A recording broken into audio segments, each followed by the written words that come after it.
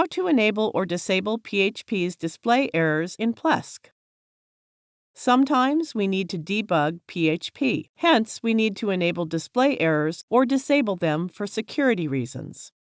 In the Websites and Domains interface, click this left arrow icon. Select the PHP Selector option.